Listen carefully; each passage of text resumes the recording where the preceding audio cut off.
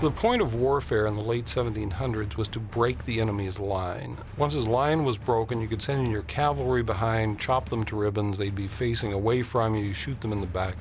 So they'd do whatever they could think of to get the guy's lines to break, and one of the best things they thought of was shooting solid-shot cannonballs into them.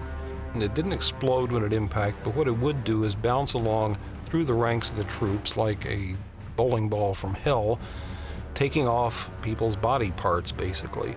This is kind of a graphic shot, but it's actually historically very accurate. The diaries of that period were just filled with stories of people looking over and, oops, oh my God, their buddy's head's gone off. Technically, it's a fairly straightforward piece of work.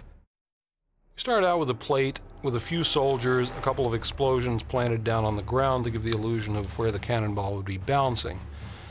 We multiplied the soldiers about 1,000, 2,000 into the shot itself and added an animated cannonball making the bounce forward to us. The troops were extended by cutting and pasting from other takes so that they kind of go across the front edge. It's a fairly simple model, but getting the animation right is a little bit tricky, and it took us 2 or 3 tries, which, as you're seeing here, to find exactly the right timing for the thing bouncing forward.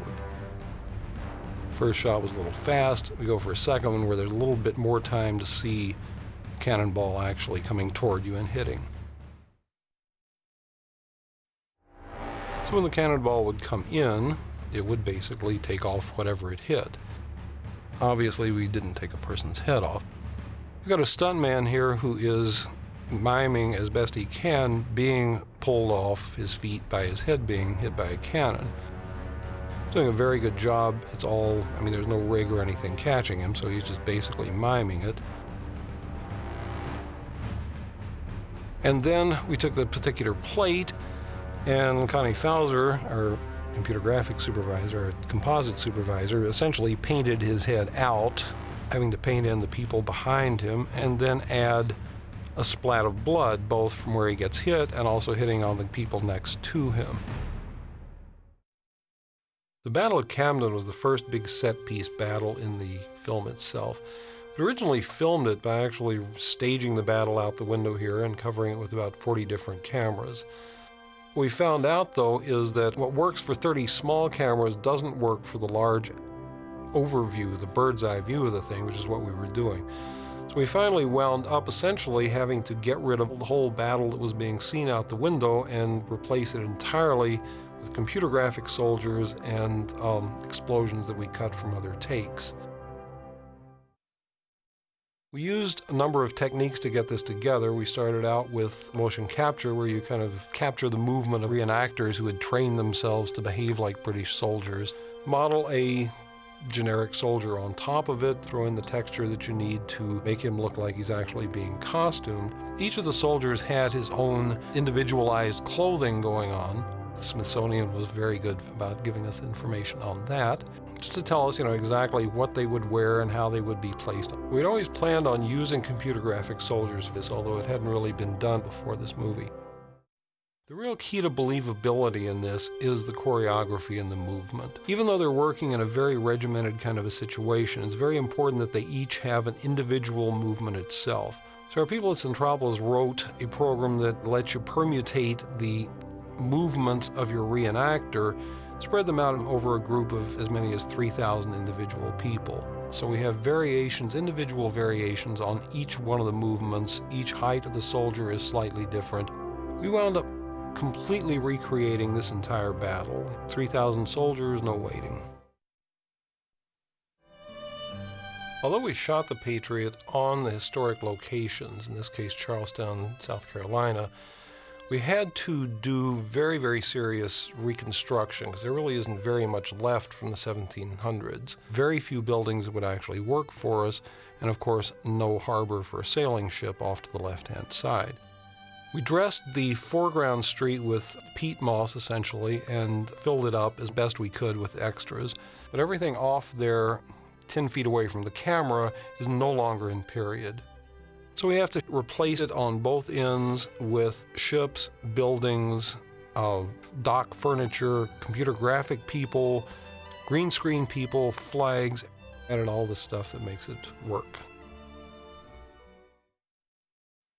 We had to essentially extend both ends of the practical street that's still there now.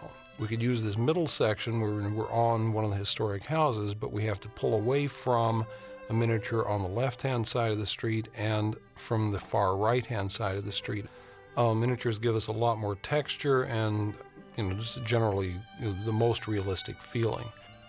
We had to add whatever we could think of to add life to the buildings. You can see right there essentially how much of it we actually used, and then we start building on the different pieces that we have onto there. Layered them all together, and because we're going around about a 180-degree angle between the two ends of the streets, you can see the before and after. This was really quite an elaborate shot. We're running this on a motion control camera that actually recreates the move that the original camera made, so that the people will seem to stay stuck down to the ground and not just drift all over the place. We used a number of different models. These particular ones, the boats are about 30 feet long. This particular building is about 4 feet high. Then a second set of smaller scaled buildings for the far ends of the street, about 2 feet tall roughly. Even for something that would be very, very small at the far end of the street, we were working from the full miniature. And again, it helped hold up the authenticity all the way down through the very deepest parts of the shot. So we're creating a street from the 1700s, from a street out of, actually the year 2000. The Battle of Yorktown was the decisive battle of the Revolutionary War. Cornwallis let himself be surrounded on the land side by the Americans and on the water side by the French fleet.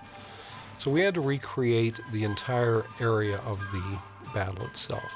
We had to recreate the ships, we had to recreate the land on which Cornwallis was, and had to recreate the action of the battle itself, starting from essentially not much. So we started with the original plate. We'd gone off to a field in the middle of North Carolina because there wasn't anywhere close to the ocean that we could be. We dressed it and panned across to where we hoped eventually the British forces would be. First question, of course, is remove all the trees. We lose the trees, we go out to Malibu, we shoot a piece of ocean, and we patch that in. We've added a large matte painting all the way out there. A matte painting essentially where someone paints a picture, making it look photorealistic, and put that into the water area that we had. To get the fleet surrounding the camp, we found a disposition that would be not completely out of keeping with what you could do with a sailing ship at that point, and animated them, animated their cannon fire, animated the entire town of Yorktown, beaten to pieces by shells. It's my favorite shot in the whole show. When you're doing historical features, one of the things is that every war gets seen in the light of the media that covered it. So we see the Second World War as black and white, we see the Korean War as black and white, and the Revolutionary War was covered by painters more than anything else. So our problem in creating a lot of these shots was in finding a balance between realism and sort of the historical, heroic battle painting that went on during the late 18th century. This particular shot is made essentially completely out of models, miniatures, and computer graphic effects. First of all, we used very large miniature ships that we had made in Germany by a company called Magicon. They made these beautiful models. They're about 30 feet long, very, very detailed. We used the shiny Mylar down there to get the basic reflection for the boats and move the cameras in toward them to get the illusion of the boat moving forward to us.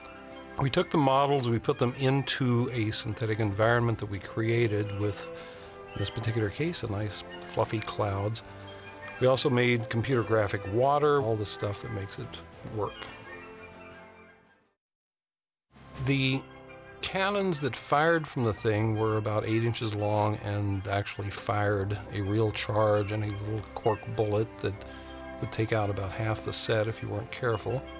Off to the left-hand side, you can't see it, we have a board to catch them, which wound up being chopped to pieces. These things actually do fire something that's a little bit dangerous.